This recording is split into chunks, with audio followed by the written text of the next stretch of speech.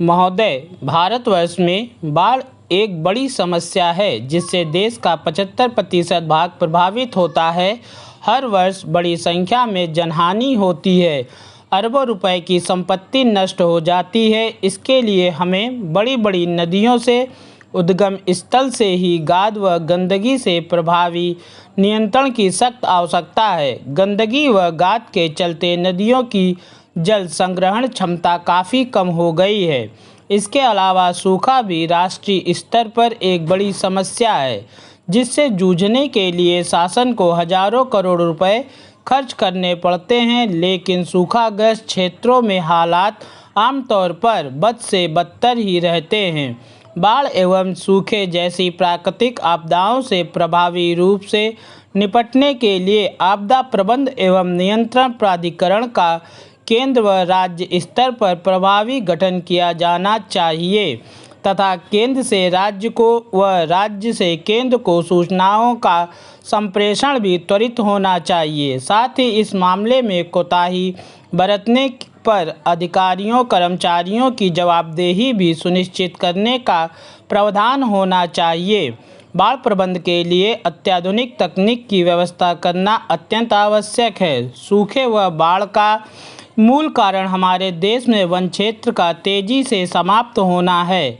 यदि वृक्षारोपण के लिए केंद्र व राज्य के स्तर पर जमीनी कार्यक्रम व प्राधिकरण बनाकर युद्ध स्तर पर कार्रवाई रूप से सघन वृक्षारोपण कराया जाए व देशवासी वृक्षों के महत्व को समझे तो निश्चित ही दोनों समस्याएं काबू में आ सकती हैं। वृक्षारोपण केवल शासकीय प्रयासों से ही संभव नहीं है। इसके लिए आम जनता में गंभीर चिंता व वृक्षों के अभाव में प्राकृतिक संतुलन बिगड़ने के दुष्परिणामों से अवगत कराने के लिए जन जागरण के कार्यक्रम भी बेहद जरूरी है।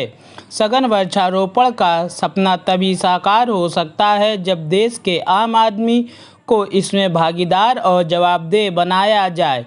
इसके लिए संसद से लेकर गांव की चौपाल तक, शहर से लेकर नुक्कड़ व बाजार तक हर स्तर पर राष्ट्र हित में हम सभी को मिलकर प्रयास करना चाहिए। आपने मुझे बोलने का मौका दिया, इसके लिए आपको धन्यवाद देता हूँ।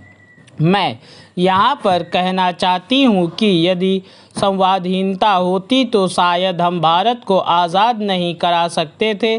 गांधी जी की अहिंसा के सिद्धांत के आधार पर हम अहिंसा को नहीं भूल सकते और हम संवाद को भी नहीं भूल सकते।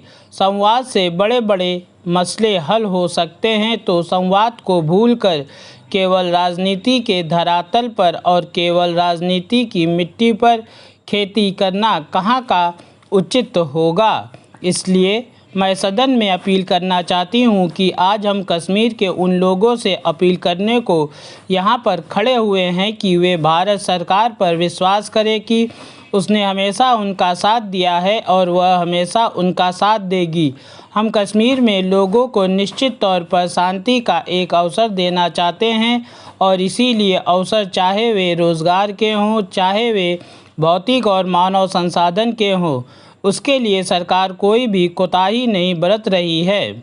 महोदय, कितना भी भाषण हो, कितना भी इंतजाम हो, पैसे का इंतजाम नहीं होगा तो क्या काम होगा। भाषण केवल भूसे के समान होगा, भूसा पटक दिया और दाना निकलेगा नहीं। इसी तरह से पैसे का सवाल है। स्थायी समिति ने कहा है कि जो उसका अपना आमद हो तो ठीक है, नहीं तो सरकार भरपाई करे। आपने क्या प्रावधान किए हैं? यह सवाल नंबर 4 है।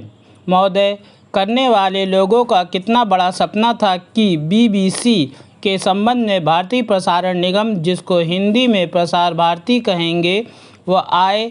अब तो बीबीसी का भी बुरा हाल हो गया है। वहाँ भी कहते हैं कि हिंदी को बंद कीजिए। वह कितना लोकप्रिय था कि दुनिया के लोग उसको सुनते थे। प्रसार भारती में काम करने वाले लोगों की क्या दुर्दशा है, यह सरकार को नहीं मालूम है। माननीय सदस्यों से लोग बराबर मिलते हैं और अपनी बात बताते हैं कि हम लोगों का सबसे बुरा हाल है। कौन उसको सुधारेगा? इसका सुधार करना देश हित में है। यह जनतंत्र की मजबूती के लिए है। संविधान सम्मत है, उसके लिए कोताही क्यों कर रहे हैं? बीबीसी की कितनी लोकप्रियता थी? क्या किसी ने ब्रिटिश सरकार को बताया कि बीबीसी लोकप्रिय है?